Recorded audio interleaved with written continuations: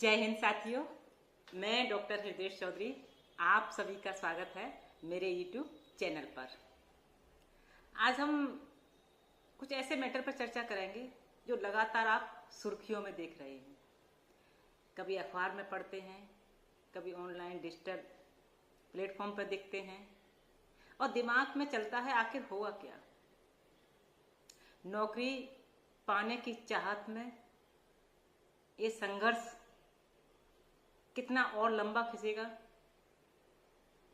कह नहीं सकते, लेकिन चर्चा आज इसी बात की है। आप समझ गए होंगे, मेरा इशारा है 69,000 प्राथमिक शिक्षक भर्ती को लेकर। कहीं ना कहीं आप भी सोच रहे होंगे कोर्ट का फैसला आ गया है, फिर आखिर दो वर्ग मैं इसलिए कह रही हूं, एक आरक्षित वर्ग और दूसरा अनारक्षित वर्ग, दोनों वर्ग के अभ्यर्थी धरना प्रदर्शन संघर्ष में हैं। तो ये संघर्ष कितना चलेगा? पहले ही 2018 में ये भर्ती निकली, उसके बाद कब इसका रिजल्ट घोषित हुआ और आज तक जो अभ्यर्थी बैठे थे उनको नौकरी नहीं मिली। लगातार संघर्ष कर रहे हैं। तो आखिर इसका एक सुखद, मैंने सुखद बोला, एक सुखद अंत पूरी लड़ाई का क्या हो सकता है? मैं थोड़ा सा इस मामले में पूरा प्रकाश डालूंगी, फिर आगे बढ़ते हैं। क्या है चीज मैं बता देना चाहती हूं। 69,000 सहायक अध्यापक भर्ती पर एक नजर कि कब ये भर्ती निकली थी, कब इसके एग्जाम निकले, कितने अभ्यर्थी बैठे, ये थोड़ा सा एक संक्षिप्त में जान लेते हैं। 5 दिसंबर 2018 को 69,000 सहायक अध्यापक भर्ती विज्ञापन जारी हुआ था सरकार की तरफ से, उत्तर प्रदेश सरकार की तरफ से 69,000 सहायक शिक्षक भर्ती का विज्ञापन जारी हुआ था। कब? 5 दिसंबर 2018 को। और परीक्षा में लगभग 4,31,000 के करीब आवेदन आए, यानी कि 4.5 लाख के करीब आवेदन पत्र आए। और 6 जनवरी 2019 की भर्ती परीक्षा हुई, 6 जनवरी 2019, और दिसंबर में विज्ञापन जारी हुआ। इसमें कम से कम 4.25 लाख यानी कि 4,10,000 अभ्यर्थियों ने परीक्षा दी। 4.5 लाख के करीब आवेदन आए और 4.25 लाख के करीब अभ्यर्थियों ने परीक्षा दी। उसके बाद ये कब हुआ?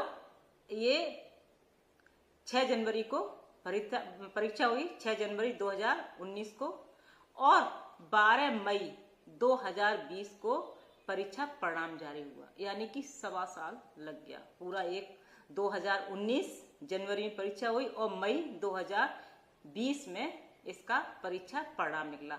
इतना लंबा ये समय 2018 से 12 मई 2020 तक परीक्षा घोषित करने में समय लग गया, लेकिन नौकरी अभी भी नहीं, ड्यूटी अभी भी नहीं, अभी भी वो इंतजार में है, वो सारे अभ्यर्थी जिन्होंने परीक्षा पास की थी। अब क्या 1,47,000 अभ्यर्थी उत्तीर्ण हुए, लगभग 1.5 लाख अभ्यर्थी इसमें पास हुए। अब अनारक्षित वर्ग की कट ऑफ क्या रही? 67.11, 67.11 अनारक्षित वर्ग की कट ऑफ रही। अब ओबीसी की कट ऑफ क्या रही? 66.73% रही, यानी कि 63.73। ये पूरा एक नजर में पूरा ये समराइज कर दिया। इसके बाद परीक्षा परिणाम निकल गया। उसके बाद अभ्यर्थी लगातार संघर्ष करते रहे और जो 69,000 भर्ती हुई थी उसके बाद भी कम से कम तमाम पद, क्योंकि हर साल 5,000 के करीब सेवानिवृत्त होते हैं, तो 5 साल के अनुसार 25,000 सेवानिवृत्त हुए और बहुत सारे पद यानी कि लगभग 85,000 1 लाख के आसपास और वैकेंसी खाली हो गई। तो जब ये इसका कोई निर्णय नहीं हो पाया तो नई भर्ती भी नहीं हो पाई, डबल नुकसान हुआ। उसके बाद इतनी जद्दोजहद करने के बाद लगातार इंतजार रहे, प्रतीक्षारत रहे और उसके बाद कोई वैकेंसीज भी नहीं निकली, तो गुस्सा जायज था, अभ्यर्थियों का गुस्सा बढ़ता जा रहा था। लेकिन अभी जल्दी में ही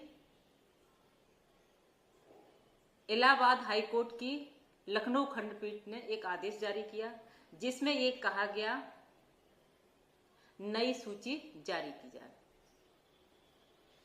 परीक्षा परिणाम जो निकला है उसके अनुसार नई सूची जारी किया जाए, पुरानी सूची रद्द कर दी है। और इसके और सरकार इसके विरोध में कोई अपील भी नहीं कर सकती। जब यह खबर आई, सुर्खियों में आई, चर्चा में आई, सारे दिन सभी में रही और जो अभ्यर्थी पास हुए वहां तक ये खबर पहुंची होगी निश्चित ही, क्योंकि सभी इंतजार कर रहे हैं।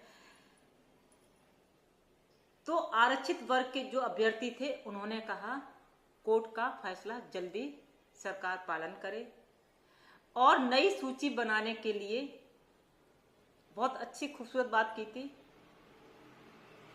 कि दूध की रखवाली बिल्ली से नहीं कराई जा सकती। उनका कहने का मतलब था जो लिस्ट जारी की गई थी पहले और कोर्ट ने उसको रद्द कर दिया और दोबारा बनाने के लिए कहा है, तो दोबारा जारी नए अधिकारियों के द्वारा लिस्ट जारी कराई जाए। पुराने अधिकारियों पे हम वो विश्वास नहीं कर पा रहे हैं, एक निष्पक्ष विश्वास नहीं कर पा रहे हैं कि ऐसा हो सकता है। तो जो आरक्षित वर्ग के हैं उन्होंने ये अपनी बात रखी और लगातार वो धरना प्रदर्शन कर रहे हैं, संघर्ष कर रहे हैं। अब क्या हुआ, दूसरा पक्ष जो अनारक्षित था वो भी प्रदर्शन में हो गया और वो डीजी स्कूल कंचन वर्मा जी से मिले जाकर उन्होंने अपनी शिकायत रखी। उन्होंने कहा कि जब लिस्ट बनेगी या कुछ भी होगा, सरकार निर्णय लेगी, तो जो हमारे और चयनित विद्यार्थी हैं, लगभग एक लिस्ट आई है, आंकड़े आए हैं शायद 19,000, उन अभ्यर्थियों का क्या होगा। लेकिन सरकार ने एक विश्वास दिलाया है कि किसी की भी नौकरी नहीं जाएगी, सभी को कहीं ना कहीं समायोजन किया जाएगा शिक्षा के क्षेत्र में। ये उन्होंने विश्वास दिलाया। सरकार का एक दायित्व है कि कहीं किसी को निराश ना मिले जो पास हो चुका है। लेकिन अभी मैंने जो वीडियो बनाया था तब एक खबर आई थी, तो सरकार ने विश्वास दिलाया था कि 24 घंटे के अंदर स्थिति साफ कर देंगे। लेकिन अभी तक कोई ऐसा निर्णय नहीं आया। अगर निर्णय आया होता तो 2 सितंबर को धरना प्रदर्शन, आवास घेरने की सूचना नहीं आती। तो ये सूचना आई है कि 2 सितंबर को बड़ा घेराव करेंगे, आवास घेरेंगे, अपना प्रदर्शन और तेज होगा। तो 2 वर्ग आमने सामने आ गए, आरक्षित वर्ग, अनारक्षित वर्ग। तो सरकार से मेरी गुजारिश है जल्दी ही ऐसा निर्णय लिया जाए, क्यों दोनों ही अभ्यर्थी हमारे अपने देश के बच्चे हैं, हमारे देश के अभ्यर्थी हैं। दोनों की बात सुनकर जो हाई कोर्ट ने जो फैसला किया है, नई सूची पूरी निष्पक्षता के साथ जारी की जाए। अगर किसी को अगर मन में भय है कि नौकरी जा सकती है, तो सरकार का दायित्व बनना है कि उसको विश्वास दिलाया जाए, जिससे कि प्रदर्शन और ज्यादा बढ़े नहीं। प्रदर्शन दोनों तरफ से बढ़ेगा तो कहीं ना कहीं टकराव की स्थिति आएगी। टकराव की स्थिति बचाने के लिए सरकार को आगे आकर उनकी बात सुननी चाहिए। घेराव, धरना प्रदर्शन, आवास का घेरा, ये सब चीजें जितनी ज्यादा बढ़ेंगी चीजें उतनी ही गलत होती जाएंगी।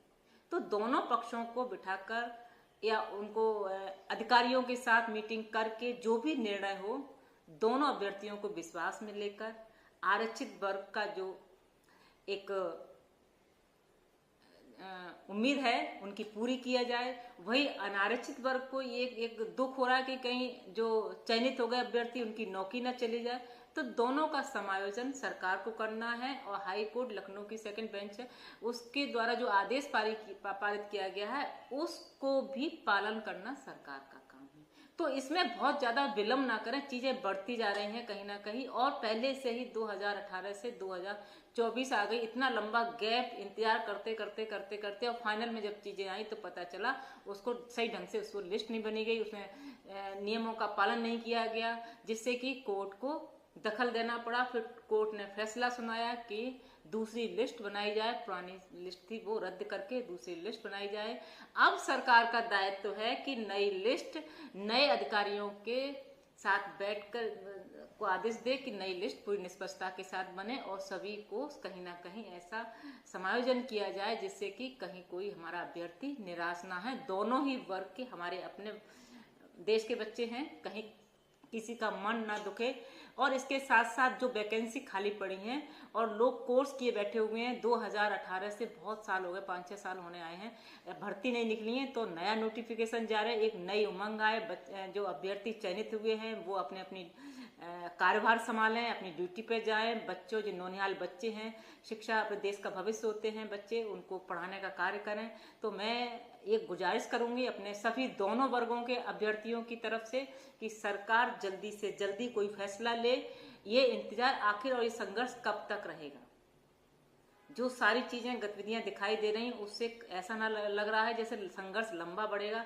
दोनों तरफ के अभ्यर्थी मिल रहे हैं लगातार नौकरी पाने की चाहत में, कहीं कोई खोने की चाहत में कि कहीं मेरी नौकरी चली ना जाए। तो सरकार अपनी मुख्य भूमिका में आकर निर्णय ले और उनको विश्वास दिलाए और जो पद खाली पड़े हैं उनके लिए नया नोटिफिकेशन निकाले, जिससे कि एक चेहरे पर मुस्कान आ जाए। जो यूपी टेट किए हुए हैं, टेट किए हुए हैं, कोर्स किए हुए हैं, डिप्लोमा किए हुए हैं, बीटीसी किए हुए हैं, बीएड किए हुए हैं, सब के चेहरे पर एक खुशी लाने का काम सरकार करे। मैं इसी उम्मीद के साथ इस वीडियो का समापन कर रही हूँ। सबको जय हिंद, जय भारत। आप लोग खुश रहिए, आपकी उम्मीदें जरूर पूरी होंगी जितने भी हमारे अभ्यर्थी हैं। संघर्ष जल्दी से जल्दी खत्म हो आपका, ऐसी मैं दुआएं करती हूँ। जय हिंद, जय भारत।